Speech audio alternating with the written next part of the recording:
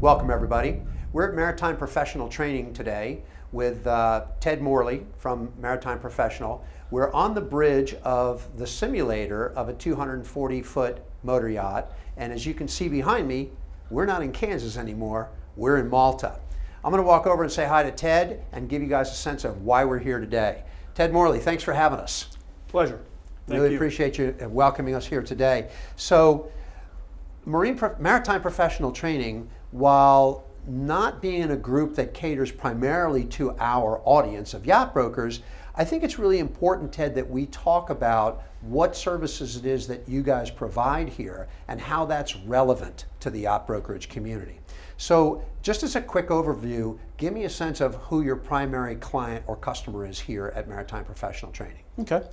Well, as our name implies, professional is our middle name, and most of the professional mariners have either come through our doors or will be coming through our doors as they progress through their career. Most of our students come from 5 key segments. In the yachting community, mostly it's the over 100-ton mega yachts, larger yachts. Okay. We do a lot with commercial mariners, deep draft commercial. We do tugboats and towboats. We do passenger vessels and cruise ships, along with inland towboat operators and small boat operators. So we cater to the professional mariner. Having said that, though, we do have courses that go down below those levels into the recreational market and the small vessel market, such as like a 45-foot Sea Ray, 50-foot Sea Ray, those kind of boats. The RYA, also the Royal Yachting Association, also has tender operator classes that we teach that are hands-on. They actually go out on either a 20 or 24-foot tender. It's a 3-day program, and they learn how to dock and maneuver and drive the small boats around. And in certain jurisdictions, it's required that you are licensed to be a tender operator. Absolutely. These days. Yeah, that wasn't the case some years ago. We're in Malta right now. And if this yacht was actually in Malta and we were launching a tender, that tender operator, that deckhand, would have to have an RYA credential or a similar Mind if I credential. back her up just a little bit? Please. It looks like we're going to go ground on the point here. Please, back us Thanks. up. Keep us out of trouble. So that operator would have to have that license or that certification level. Professional licensing has come a long way in the past 20 years. The introduction of STCW, a lot of those factors have really changed the professional world. Once you get above that 100-ton threshold, the U.S. laws also start kicking in earnest. So if a client was buying, say, an under 100-ton vessel, 60-foot Viking, 45-foot Sea Ray, those kind of things, legally, according to U.S. law, he needs no license to run that vessel. Needs no licensed captain, needs no formal training, simply have the money to buy it and the requisite experience to safely run it. It's totally on him. It's on him, provided he can get the insurance. And that's Provided another he can get the subject, another insurance. topic, another segment. Absolutely. That's become one of our big stumbling blocks Yes, in it this has. day and age is acquisition of the insurance. Yep. But it's interesting that you say, so I think what we want to talk about in today's segment is those different thresholds, those different requirements, where are they applicable, and you brought forward a great point. Up to 100 tons in U.S. waters, there's virtually no licensing requirement. Correct. Now, in the state of Florida last year, they passed the Boating Safety Act that was passed to take effect on January 1st, but not to be enforced until July 1st. Well, July 1st is right around the corner. It is. Do you know any of the particulars of the BSA that would be applicable to the broad recreational strokes, boater? In broad strokes, really it comes down to age. Right. You know, if you're looking at someone who is a 16 or 18 or 22-year-old, 25-year-old boater, they're going to have some basic education, some online training, and fulfill those requirements. But if you're talking about a person that's 35, 36, 37, 40 years old, that person is pretty much exempt from it because of their age and what the government would consider their past experiences having carried forward on that. Yeah, I think if they were born after January 1st on 1988, which would make it 35 years old, yeah. that's the requirement for licensing under the Boater Safety Act. And it's just a boating operator's license. It's not a U.S. Coast Guard license like is issued for professional mariners. Right, it's a state credential and there's no practical aspect of it. Okay. So, and that's another big distinction you have to talk about because under that requirement, it's an education process only. So that person has to complete an educational program and a test, can be done online or in person, and prove they have the knowledge. Okay. Once you get up above the 100-ton level, 200-ton level, 500, 1600, and larger tonnage vessels, those requirements become international, federal, U.S., and international, requiring some practical proficiencies. So and here's practical demonstrations of those proficiencies. And here's where it's applicable to the yacht brokerage community. If you're selling a 60-foot Viking to somebody, then regulations aren't really critically important to you. As a professional yacht broker, you want to make sure that your transactional documents are in order, that all your I's are dotted and T's are crossed. Maybe you'll help your client acquire the insurance that's necessary, but with regard to state or federal regulation of those vessels, there's really nothing to say grace over. But you get to the 100-ton level, now the whole game changes. As a professional yacht broker, I keep looking at the bow. I know we're going to pump our nose up on the rocks over here. We're fine. Otto, the pilot's doing a good job for us. We'll put a little bit of a back and bill on here. All right, bring it back a little bit. So at the 100-ton level, now the game changes slightly. Where are we going to start to see some requirements that the broker needs to make sure his client is aware of and having the proper captain licensing requirements met? So once we get above the 100-ton threshold, now we're talking about vessels that aren't just having to comply with state or local responsibilities and rules, also now national or federal level. So the U.S. Coast Guard comes into play. Okay. U.S. Coast Guard has a rule that basically states that if you're on a 100-ton vessel or greater, you're looking at a licensed captain now. Okay. Whether you as the owner of the licensed captain, or whether you hire a licensed captain. And just to clarify, we're not talking about charter now. Nope. We're simply talking about tonnage recreational threshold. use, tonnage and personal use of a vessel. Yep. And more and more the insurance companies are also following that as well. Whether it's being used for passengers for hire or personal use, they're looking at the skills and abilities and background of the person and requiring a license. Okay. It's becoming more and more of an issue lately. So at the 100-ton level, you're looking at having a licensed captain, which most of us that have a 100-ton yacht, you're looking at probably a 90-foot-ish yacht thereabouts. Right. I want a licensed captain. Absolutely. I want to be able to enjoy and cruise with my friends and not be having to do this part of the job. It's a rare individual who operates a 90-foot boat himself. It is. No it doubt really about is. We've gotten them through here in training, and it's great, and we encourage it. If it's your background, hey, someday I'm going to retire and have a 90-foot boat that I want to drive around the world. Well, I'm going to have to talk to my board of directors about that to see if that's going to happen for me. Hey, you never know. So the next big jump is 200-ton. Okay. The 200-ton level, now we're looking at having some professional crew. Some of the beginnings of STCW, which is an international convention, come into play. Right. So at that point, now we've got to start thinking about additional crew, additional training, safety training comes in, officer training, all those kind of things come in to back up the captain. So it's not just a licensed captain. Now we're looking at a licensed captain, STCW qualifications, licensed mates. We're getting into a bigger area, a bigger responsibility for management, which is why it's kind of a critical area for the yacht owners to look at and figure out if they want to jump to that threshold or not. Okay. Do they want to stay below, minimal crew, minimal headache, or have a bigger vessel with longer legs, better seakeeping abilities, more room and space, but also requiring more crew?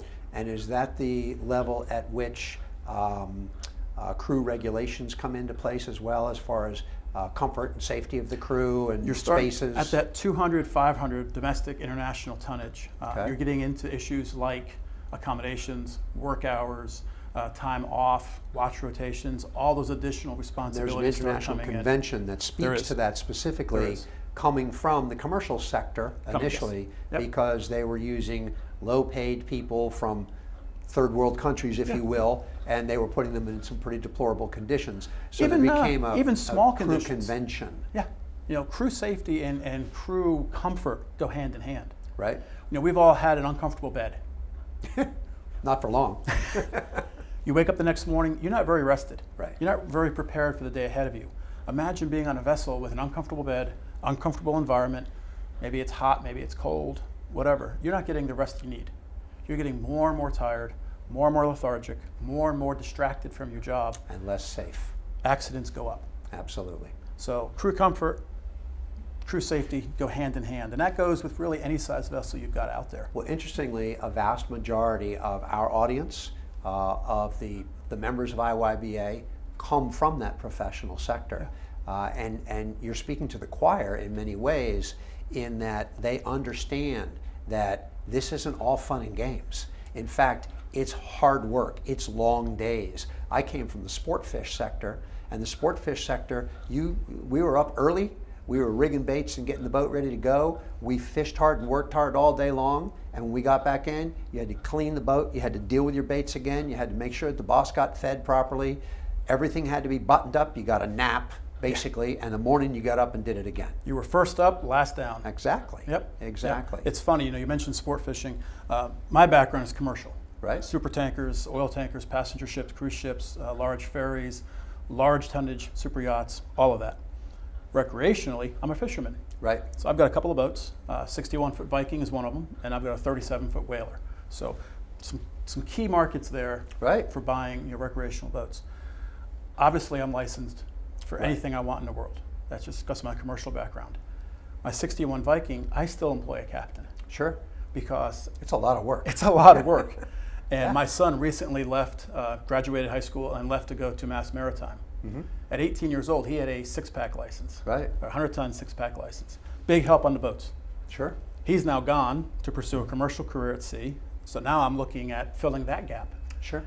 So even at the smaller tonnage areas, the hours you're working, the amount of time you're spending, it's a big factor. Even though there's no regulation in that Right. sector, that area needs good, close attention and Yep. proper scrutiny. Otherwise, So back to our conversation. Safety's compromised. Otherwise, Well, and that's the key, and Yep. that's where the foundational element of all of these regulations is inputting regulation to ensure safety. right. So we're above 100 and up to 200. Now we start to be exposed to some more international regulation, some crew convention impositions. And then above 200, our next threshold is truly 500 tons, correct? In the U.S., it'd be a 500-ton license, and the Okay. 500-ton license and the 1,600-ton license are the next two thresholds that basically have the exact same regulatory standards attached to them. Okay. The only difference is in the experience level of the crews and the tonnage of vessels that they're sailing on. And I want to parse that for just 1 second because there are an awful lot of people out in our audience in the boating world in general that don't understand the tonnage. The gross tonnage of the vessel is an ad measurement tonnage. Correct. That comes from a calculation of load carrying capacity or cargo carrying capacity. Now that 500-ton threshold makes a huge difference, and you'll see many 50-meter boats out there, 164 feet, that are 498 gross tons, Right. 499 gross tons. Yeah. The naval architects and the designers build specifically to that threshold Yep. because then they don't cross into the next arena of Right. regulation. Right. And I think that's an important thing for our community to understand that many of them maybe don't. When you look at tonnage calculations for a vessel, we think about net tons, we think about displacement, we think about gross. Regulatory, it goes by gross. Right. So, as you said, gross tonnage is an interior measurement, basically. And there's a lot of ways that naval architects kind of get around things and make things measure or not measure. There's in the U.S., there's several 240 to 270 foot commercial vessels that are 99.9 tons. Right. Under that 100-ton threshold Because of the measurement of the cargo carrying capacity. if you look at the actual tonnage of the vessel, it's probably 16, 17, 1,800. Right. But because of things that get done with tonnage. Coast Guard recognizes that, the international community is recognizing that, and they're fixing some of those gaps, some of those games that get played by measurements. But it's still a gross tonnage or international tonnage certificate. ITC tonnage is the next category to look at. Okay. So you've got gross registered tons in the U.S., Right. ITC once they go foreign. Okay. So even a 99.9 ton vessel in the U.S., if its measurements foreign are greater than that, which they're going to be, let's face it, So we're talking Cayman Islands, Marshall Islands, Bahamas. Yep. Jamaica, Malta. Yep. As we then happen you to get be into here. you get into port state compliance. Okay. So the flag of the vessel is flag state compliance. Right. Then you get into port state compliance, and port state compliance can be higher than the flag state requirements for a lot of vessels. Okay. So that person, even though they're okay in the U.S., if that person wants to take that vessel, put it on the back of a ship, take it to Europe, and cruise around Europe with it, they've got to be careful that wherever they go, they're aware of the regulations there. Okay. Because the European regulations, that's a foreign voyage for that vessel at that point. Of course. They have to be aware of those regulations and be compliant with those regulations on their vessel. A lot of times it requires hiring people onto the vessel for that area. A lot of ports require familiarization. Right. Otherwise you're hiring Pilotage. local pilots. Right. Exactly. So once you get out of the U.S., it's not just a tonnage issue, then it becomes really more unique regulations when you sail foreign.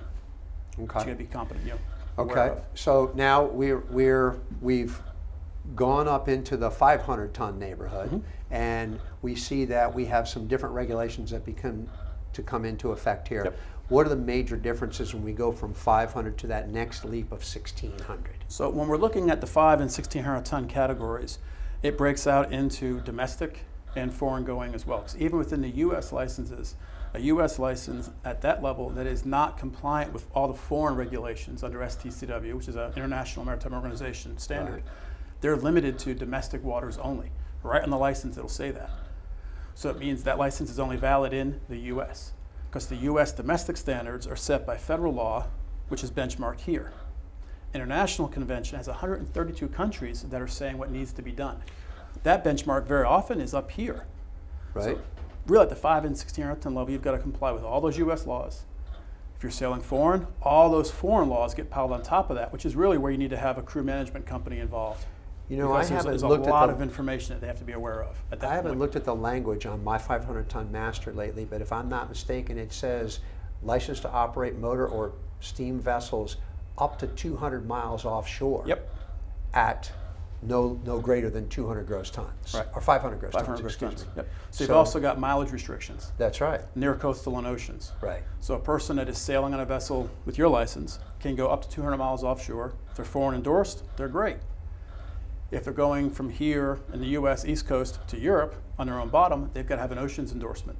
Do I still have to be able to use a sextant to get that? You still do. Okay. There's still so some. you have to take celestial navigation. Celestial navigation is key component of that, and that's a key skill set. You're learning amplitudes, you're learning azimuths, how to get your position from 3-body fixes, Using the tables. using a calculator, and a good old sextant. Right. And the idea there is if something happens at sea and you've lost your GPS, you've lost your navigational suite, you can still figure out where in the world you are and how to get home or how to get to a safe harbor. That trail of breadcrumbs isn't going to get you back. Not if you got seagulls following you. So That's how you get them to follow you. There's a lot of other things that come into play there. Okay. So it gets really, the waters get super murky above 500 ton.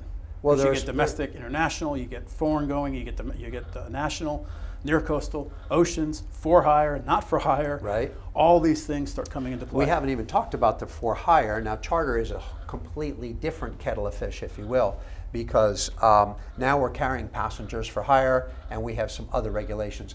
I don't think we really need to get into that today, but I think what we've done is we've developed a good overview of the different thresholds that we need to consider when we have people looking at boats. Look, the whole goal for every yacht broker is to develop enduring relationships with their clients. Absolutely. And there's nothing more gratifying than meeting a guy when he buys a smaller boat, a guy or a lady or a family when they buy a smaller boat, and to grow in boating with them. Right. And you come to the point where, you know what, we really love this, my business has taken off, I can afford more, they love their relationship I want a with bigger you. boat. That's right.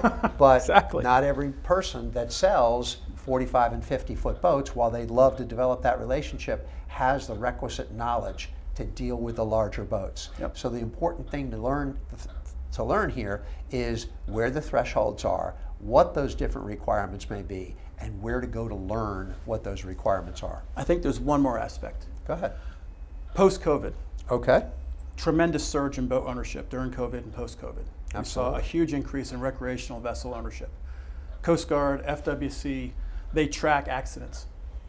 We have this big spike in vessel ownership. Guess what happens? You get a big spike in vessel accidents as well. Absolutely. And it used to be a big leading cause of accidents was DUIs. Mm-hmm. Now a big leading cause of accidents is inattentive operators. Autopilot. Autopilot, unskilled, untrained, lower experience levels. So you've got an industry that's blowing up right now with boat sales. A lot of people buying boats. It's a tremendous place to have, for recreational. I take busman's holidays. I make my living at sea, and I take my off time at sea. I Right. love it. It's in my Right. blood since I was 3 days old on boats. Sure. Insurance companies, costs are going up, up, and up. And as you said, that's a whole other conversation to get into, but it's important for people to realize that even if they're not under a regulatory requirement, very often insurance can be mitigated, those costs can be lowered if they've got some training and knowledge and experience and some sign-offs on some things. So if they are going to be operating their own vessel, you want to have fun. You want to get out there, you want your family to enjoy it, you want your wife or your husband to say, hey, you know what, I love going boating with you. I feel relaxed. That's the key. If someone's They have scared, to feel safe. if someone's scared, they're not going to be really relaxed. So having that ability to just relax, and I call it the woo-saw zone. Yeah. You know, you sit back with a cocktail, fishing rod in your hand, whatever it is, you relax. If I'm scared, I don't want to be there. The boating environment and the boating experience provides people with a unique opportunity to build enduring memories with their families and their friends. Right. If you provide that in a safe environment, they're going to want to do it over and over For again. life. If you scare them, it's not going to work. They're buying an RV. So let's start by exactly, or a mountain house in Yeah. Breckenridge. Let's start with understanding what their needs are, and then We're being passed. now that looks like a Lürssen from here. Pretty good looking yacht going in. Is that, no, maybe it's an Ocean Code. Looks like Alpha Nero. We may Oh, need wait to- a minute. No, she's in Antigua right now. We may need to be a bigger boat soon. Do you know a good broker? I know a couple. I know a couple. Yeah, the safety, the comfort, the knowledge of the different thresholds, I think, is what we've tried to impart to the audience today. Yep. It's critically important to know that when you grow with your clients, your sphere of knowledge needs to grow so that you don't put them in a difficult situation or create unrealistic expectations for them. Well, you know, That they we've could got- step to something because they can afford it. Right. Doesn't mean they have all the rest of the pieces in place. You know, we've got a lot of friends that are brokers, a lot of friends that are vessel managers, and they call the office here, and they'll ask opinions. They'll say, "Hey, you know, where are we at? Where's that regulation? Well, I've got a client that's looking at a 118 footer, and you know, I don't know what I'm looking at here from a regulatory standpoint. Can you help provide some guidance?" We do that too all the time. Sure. You know, our goal is to have a safe environment. You know, this company was founded on a simple premise of making mariners better. And that mariner, whether they're driving a cruise ship or a tender or their family out on a center console, we want everyone to be safe, everyone to enjoy themselves, everyone to have a long, fruitful engagement in this industry that we love so much. And that's the responsibility starting with the brokerage community and helping people understand what's right for their needs and making sure that they dot all the I's and cross all the T's. Absolutely. Ted Morley, Maritime Professional Training. I really appreciate your time today. This has been an excellent and an informative segment. We're going to come back and visit you again. My pleasure. Thank you. Anytime. All right. Thank you. And that's a wrap for today. Yacht Engineering Week 2023 has been brought to you by our title sponsor, Pantropic Power, the local cat dealer, and our anchor sponsor, Robert Allen Law, the business of yachts. We would also like to thank our segment sponsors, Lürssen, Viking Marine Exhaust, Zemos, Marine Data Solutions, MPI, Bradford Marine, Ditech, Lewis Marine Supply, MPT, Tropic Ocean Airways, Ward's Marine Electric, Seabob, AquaBanas. We'll see you again tomorrow, 9:30 sharp.